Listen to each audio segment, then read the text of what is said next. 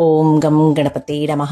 సప్త శనివారాల వ్రతం, 7 శనివారాల వ్రతం చేసేవాళ్ళు చదువుకోవలసినటువంటి 3 కథల్లో మొదటి కథ శ్రీ వెంకటేశ్వర మహత్యము.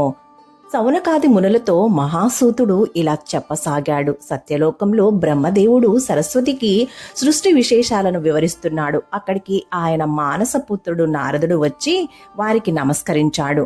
బ్రహ్మ దీవించాడు. నారదుడు అప్పుడు, తండ్రి, వచ్చేది కలియుగం.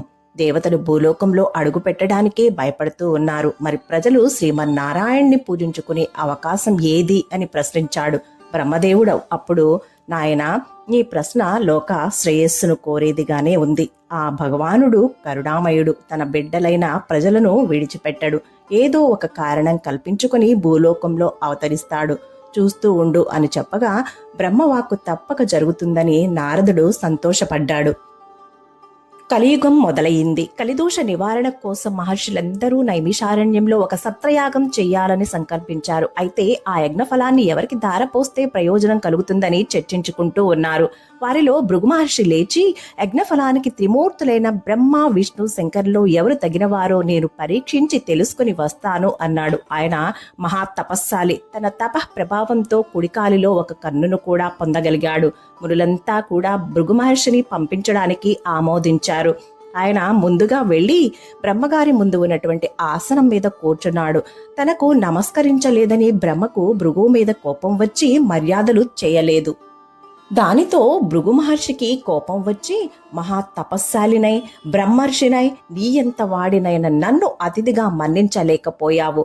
సృష్టికర్తవని అహంకరిస్తున్నావు. నీకు భూలోకంలో ఎక్కడా పూజా పునస్కారాలు లేకుండా పోవుగాక అని శపించాడు. తర్వాత కైలాసానికి వెళ్ళాడు. అక్కడ పార్వతీ పరమేశ్వర్లు ఆనంద నాట్యం చేస్తూ భృగు రాకను గమనించలేదు. దానితో భృగు మహర్షి కోపిష్ఠుడై, మహేశ్వర, నీవు నాట్య విలాసాలలో మునిగి మహా తపస్సాలిని అతిథిని అయిన నన్ను నిర్లక్ష్యం చేశావు కనుక భూలోకంలో నీకు లింగ రూపంలోనే కాని నిజ రూపంలో ఆరాధన జరగకుండుగాక అని శపించాడు. కైలాసం నుండి తరువాత భృగు మహర్షి విష్ణులోకానికి వచ్చాడు. మాధవుడు పానుపు మీద పరుండి తనకు పాదసేవ చేస్తున్న లక్ష్మీదేవితో సరస సల్లాపాలు ఆడుతూ ఉన్నాడు. మునిరాకను గమనించలేదు. భృగు మహర్షి వెళ్లి, అతిథిగా వచ్చిన నన్ను అవమానిస్తావా అంటూ విష్ణుమూర్తి గుండెల మీద తన్నాడు. ఒక్కసారిగా లోకాలన్నీ కంపించాయి. సముద్రాలు కదిలిపోయాయి. భూమి దద్దరిల్లింది. అయినా శ్రీ మహావిష్ణువు రవ్వంత కూడా ఆగ్రహించక పరమ శాంత స్వభావంతో లేచి మునికి నమస్కరించి, మునీంద్ర, మీ రాక చేత వైకుంఠమే పావనమైంది. మీ రాకను గమనించలేని నా అవివేకాన్ని మన్నించండి అంటూ భృగు మహర్షికి పాదాలొత్తుతూ కాలిలో ఉన్న జ్ఞాననేత్రాన్ని చిదిమివేశాడు. భృగు మహర్షికి అప్పుడు గర్వభంగమైంది. విష్ణుమూర్తికి నమస్కరించి, ఓ దేవదేవా, మీ వంటి సత్యగుణ సంపన్నులు 14 లోకాల్లోనే లేరు. నా అహంకారాన్ని మన్నించండి. మీరే లోక సంరక్షణకు తగినవారు కాబట్టి భూలోకంలో కలి ప్రభావాన్ని నశింపచేసి ధర్మ సంరక్షణ చేసి ప్రజల కష్టాలను తీర్చడానికి తప్పకుండా అవతరించాలి అని ప్రార్థించి తిరిగి భూలోకానికి వచ్చి మునులతో త్రిమూర్తులలోనూ పరమ సాత్వికుడు శ్రీమన్నారాయణుడే. అతడే యజ్ఞఫలానికి అర్హుడు అని నిష్కర్షగా చెప్పాడు. మునులందరూ సత్రయాగం చేసి ఆ ఫలాన్ని యజ్ఞపురుషుడైన గోవిందునికే ధారపోశారు. అక్కడ వైకుంఠంలో లక్ష్మీదేవికి కోపం వచ్చింది. శ్రీహరి వక్షస్థలమే తన నివాసం. ఆ వక్షస్థలాన్ని ఒక ముని కాలితో తన్నాడు. అందుకు శ్రీహరి కోపించక ఆయనకు మర్యాదలు చేసినాడు. భర్తయే తనను గౌరవించలేదు. అందుకే లక్ష్మికి కోపం వచ్చి భూలోకానికి ప్రయాణమైంది. లక్ష్మి లేని ఇల్లు కళావిహీనమైంది. ఆమెను వెతికి తెచ్చుకోవడానికి భూలోకానికి ప్రయాణమయ్యాడు కేశవుడు. ఇంతలో భూదేవి వచ్చి, దేవా, కలియుగంలో అధర్మం పెరిగింది. పాపభారం మోయలేకపోతున్నాను. నువ్వు భూలోకంలో అవతరించి నన్ను కాపాడు అని కోరింది. వెంటనే శ్రీ మహావిష్ణువు శ్రీనివాసుడనే పేరుతో భూలోకానికి దిగివచ్చి అక్కడ అవతరించి లక్ష్మి కోసం వెతకడం ప్రారంభించాడు. శేషాద్రి కొండలలో ఒక పుట్టను నివాసంగా చేసుకున్నాడు. శేషాద్రి పర్వత ప్రాంతాలను పరిపాలిస్తున్న చోళ మహారాజు ఆకాశరాజు. అతడు సంతానం లేక పుత్రకామేష్టి చెయ్యబోతూ భూమిని దున్నుతుండగా నాగలికి ఒక బంగారు పెట్టె తగిలింది. తెరిచి చూడగా మహాలక్ష్మి కళతో ఒక బాలిక కనిపించింది. ఆమెయే భూలోకానికి వచ్చిన శ్రీ మహాలక్ష్మి. ఆకాశరాజు సంతోషపడి ఆ పిల్లకు పద్మావతి అని పేరు పెట్టుకుని అల్లారు ముద్దుగా పెంచాడు. యుక్త వయస్సు వచ్చిన పద్మావతి ఒకసారి లక్ష్మిని వెతుకుతున్నటువంటి శ్రీనివాసుని చూసి మోహించింది. తల్లిదండ్రులు చెప్పింది. ఆకాశరాజు వచ్చి చూసి శ్రీనివాసుని తేజో విశేషాలకు ఆశ్చర్యపడి అతడే శ్రీ మహావిష్ణువని భావించి పద్మావతినిచ్చి వివాహం చేశాడు.